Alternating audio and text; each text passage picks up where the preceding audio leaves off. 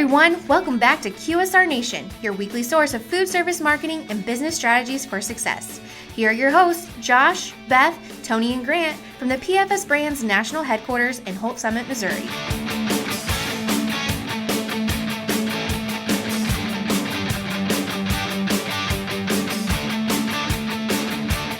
Hey everybody, welcome back to QSR Nation. As always, we have Josh, Beth, and Tony and Grant here from the PFS Brands National Headquarters in Holt Summit, Missouri to talk about food service marketing and business strategies for success. Today, we're really excited to have Jim Creel, the president and CEO of Taco John's, here with us today. Welcome, Jim. Thank you. Thank you for having me. I know you have a pretty extensive background. Would you like to kind of dive in a little bit and tell us about it and how you got to Taco John's? Sure. I came to Taco John's in January of 2000 after spending 20 years with McGladrey and Pullen as a CPA and a partner in their consulting division. And in my consulting role, I did a lot of HR, a lot of technology, accounting systems, just a variety of different consulting projects. And I actually came to Taco John's as the director of technology. But with my accounting background, I got involved in the finance department pretty quickly and eventually was named CFO before becoming the president.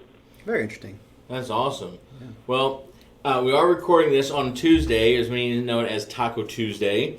And what many consumers don't know is Taco John's actually started that catchphrase, and you guys even trademarked it. So we just want to take a moment and say thank you for that. Taco Tuesday is our favorite day. Perfect. We like that. So what led to the whole Taco Tuesday event?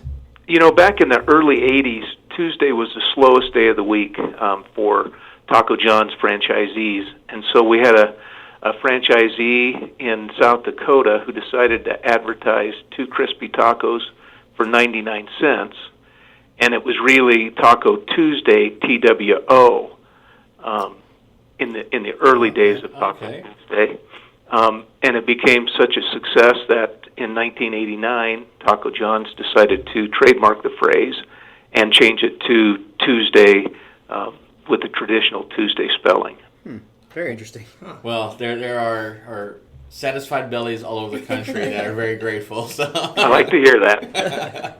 We owe a lot of thanks to South Dakota. There you go. Hey Jim, you mentioned that you came over to Taco John's in 2000. So over the years, what are some other unique things that you have seen Taco John's throughout the years? You know, one of our most iconic menu items is our potato lays, and probably the seasoning is what really makes them so iconic and so craveable. And if you ask anybody about Taco John's, I think the first thing they tell you is they love the potato lays. For sure. They are wonderful. Yeah. And, originally they were just a side. Original franchisees sometimes sold French fries. And so this was to replace that because French fries really weren't Mexican. And not that potato rounds are Mexican either, but it seemed a little bit more iconic or unique for us. And a franchisee in probably the mid-'90s decided to put the potato lays then inside a burrito. And so now we have a whole line of meat and potato burritos. And we also use them in our breakfast burritos. Nice. So you can get potato lays multiple ways at Taco John's. And then for dessert, we have what we call an apple grande. And that's a crisp fried tortilla that's topped with apple filling and then sprinkled with cinnamon sugar, cheese, and crushed red-hot candies. And while it's not on the menu all the time, we bring it back at Christmas every year. So. Okay. Nice. Well, that's awesome because now I know what I'm going to get myself for Christmas. That's an awesome limited time offer on that one. I can't wait to be able to go and visit that one. Yeah. It's coming soon. Exactly. The holiday season is upon us, man. It is. Okay, so Jim, I just have a quick question. We have an operational execution training program that we call Champ X, and it focuses on strengthening the core of our operational execution at the store level just to build successful team foundations. With such a strong planned growth in Taco John's future, what role will be operational excellence play in that growth execution? I think operational excellence and customer service go hand in hand. And this year we introduced our I Believe program. And we wanted to really create a guest service experience so that our people would go beyond simply having a set of rules on how they interact with the guest. We have to decide what we believe regarding guest service, and then we have to act on those beliefs. Because when we truly believe something, it guides who we are and what we do. We wanted to create a deep conviction in our staff. And when we believe in something like this, it really compels us to action. So here at Taco John's, we wanted to create beliefs that guide us in how we treat our guests and that provide us direction towards the goal of great customer service. So to help us get started, we created a guiding belief, and it says simply, at Taco John's, we believe that every guest deserves to be treated as we would want to be treated. We believe the choice they made to eat at Taco John's was purposeful, and we in turn should be purposeful in delivering a great dining experience. So we rolled out this program to all of our restaurants this spring, and in each restaurant we have a poster that says, I believe at the top, and then we ask all of the crew members to write down what they believe. Some of the quotes that I've seen are, I believe that the guest truly is the only reason we are here and should always be treated with courtesy and respect. And that I believe each guest deserves to be greeted quickly with a sincere smile, a please and thank you, and an invitation to return. So we're really trying to get our crew members to feel like every guest is important to them. And I think that's something that's missing today in a lot of the quick service industry experiences. Well, I agree. I mean, that's something that I think we experience as consumers, and customer service and consumer experience almost became cliche in the last decade, and it wasn't really there anymore. And so to have great companies such as yourselves, they have team member buy-in and an understanding that this is such a pivotal part of helping people continue to choose that location for their dining experience. It is critical, and I would definitely commend you guys on making that move forward in your I Believe program. Thank you. Yeah, that's pretty awesome. I know, like, when it comes to the guiding belief and just when you're onboarding new franchises in general, what are some of the challenges do you see them struggle with in regards to, like, just financial literacy or anything on the store level? At the store team level, I see them struggling with understanding all the different variables that can impact food and labor costs. So for food cost, they need to understand the impact of items such as excessive voids, deletes, free food, tracking waste, and improper ordering and inventory control.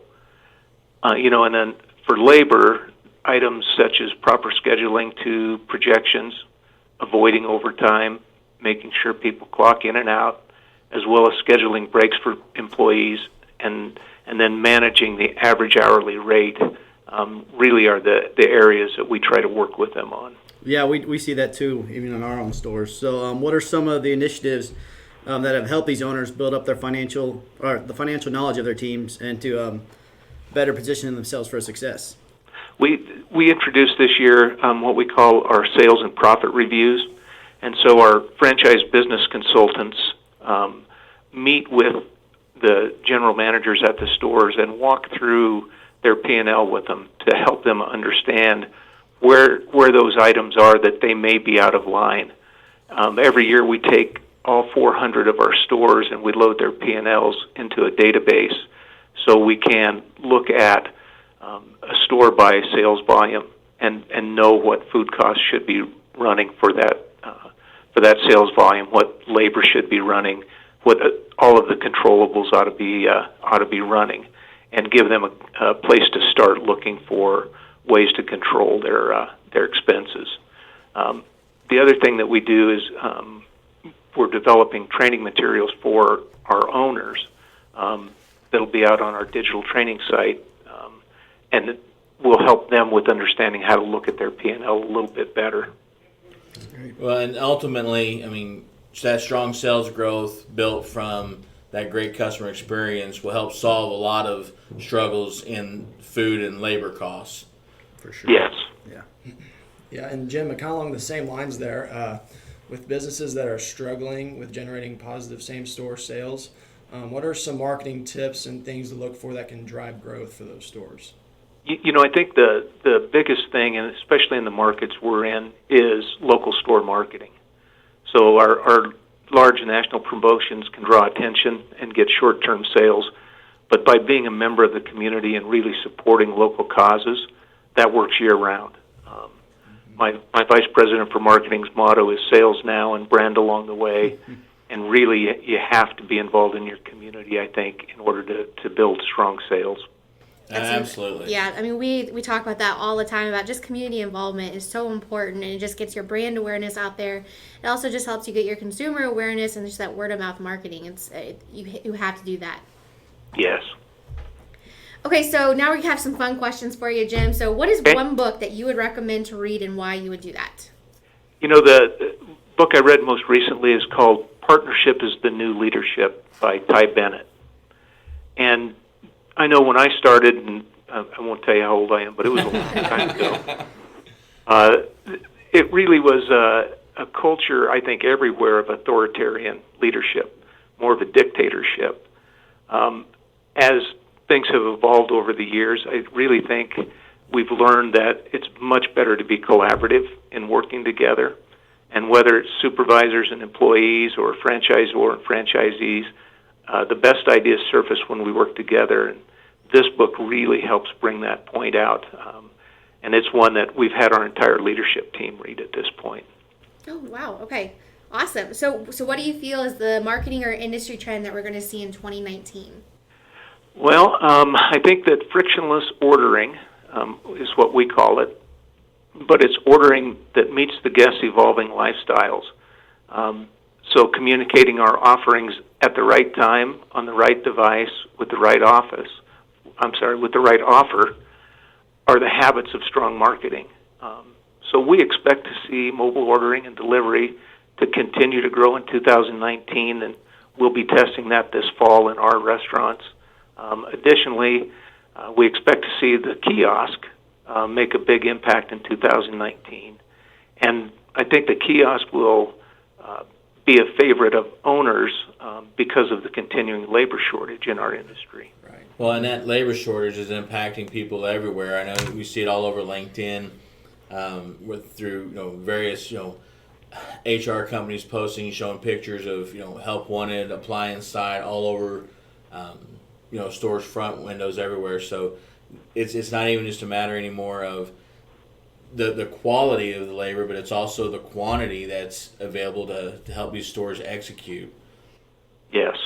We had a recent store opening that was delayed about 45 days because they simply couldn't find enough labor to staff for the opening.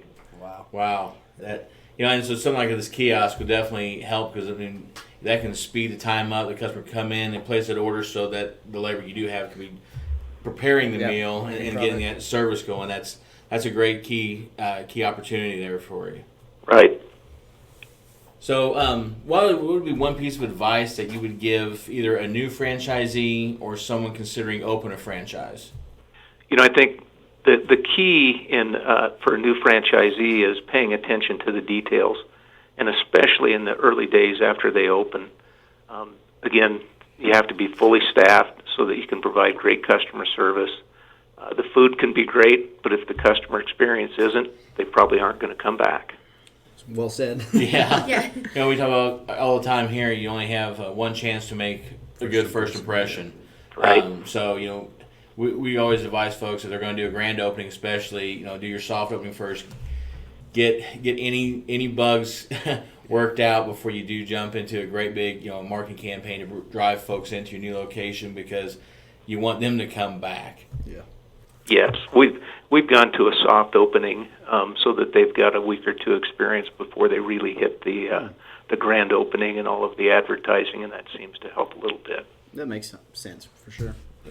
Jim, as we kind of wrap up here, how do listeners reach out to your team if they want to learn more about Taco John's? The easiest way is to go to www.tacojohns.com and click on franchise. From there, you can request information and read more about our amazing concept. And of course, you can also call the Franchise Support Center here in Cheyenne at 1-800-854-0819. Perfect. And I'll be sure to include your URL in the podcast description. All right. I appreciate that. Well, Jim, we really appreciate your time with us today. I know you're really busy. And we're going to, I think, celebrate this podcast today with some tacos. Exactly. All right. I like it. You know, I know the nearest Taco John's to us is up in Columbia. Not that I've been there often, but I tell you, they do well at that location. So shout out to them. They definitely know how to make a guy feel at home with the potato olays up there. So. I'll pass that along to them. Yeah, Jim, once again, thanks for taking time out of your busy schedule. And for everybody listening this week, for Josh, Beth, Tony, and Grant, we'll talk to you next week. Today's episode is brought to you by KitDel, your premier kitchen and deli experts. Visit them at kitdel.com.